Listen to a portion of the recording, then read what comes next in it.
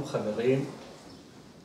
Esta semana vamos a hablar en estos 5 minutos de un tema interesante, que es ¿qué hago con el dolor?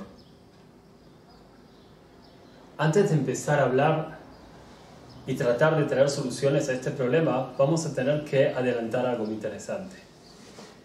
Uno tiene un dolor. ¿De qué es ese dolor? Se puede dividir en muchas partes, porque hay muchas clases de dolor. Pero vamos a dividirlas en dos partes importantes, centrales, que de ahí todos los demás detalles se unen a una de las dos.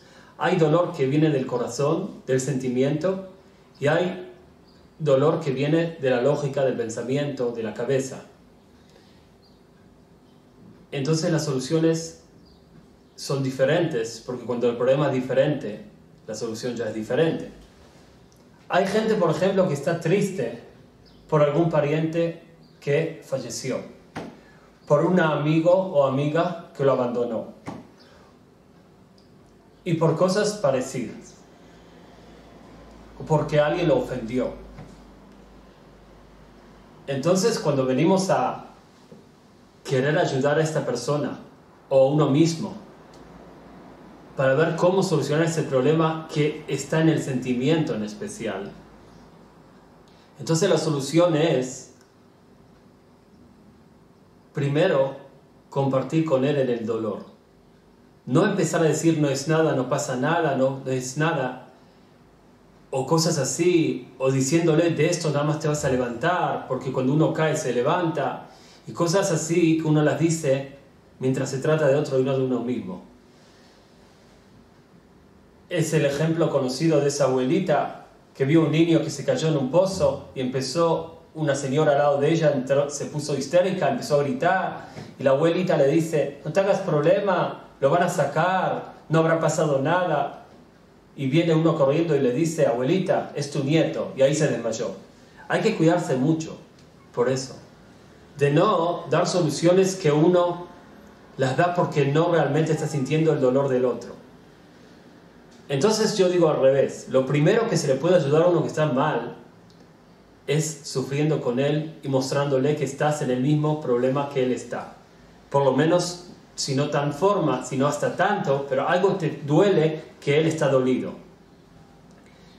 Ahora, la solución de uno mismo, el momento que está dolido, no es buscar solución del dolor, sino es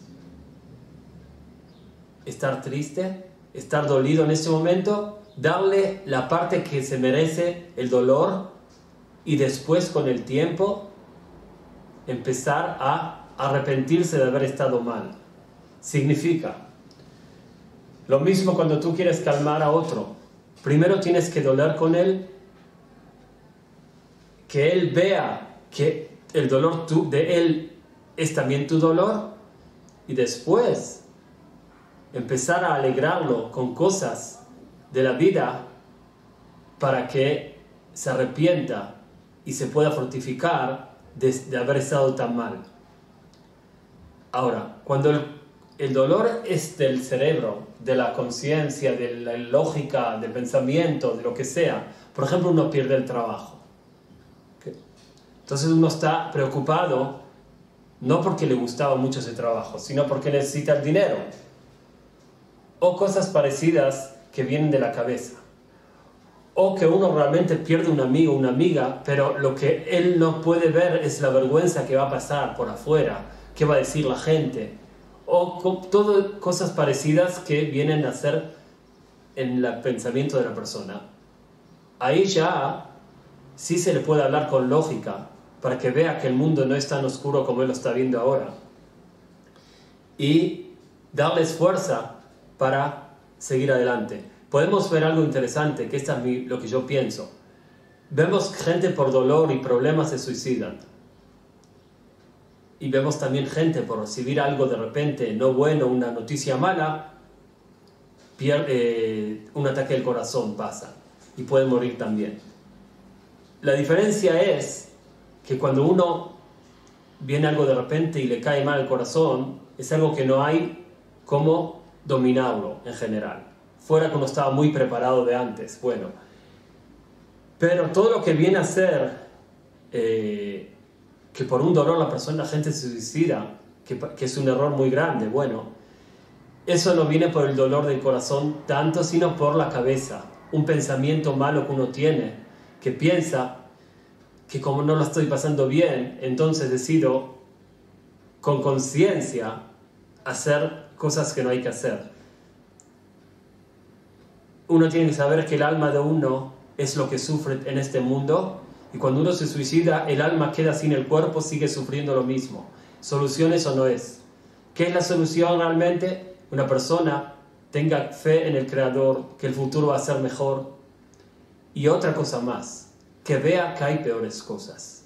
Aunque aún no está sufriendo mucho esta cosa, tiene que saber que hay peores cosas. Cuando Rabbi Akiva y su mujer estaban en el camino después de casarse, el camino de la Torá, quiero decir, el principio del camino de la Torá, y su mujer Rachel venía de una familia millonaria que la echó de la casa por haberse casado con Rabbi Akiva, y estaba muy mal, y dormían en el piso en paja. Una vez vino el Naví, el profeta Elías, y le golpeó la puerta para pedir un poco de paja, que su mujer tenía que tener familia y no tenía ni paja.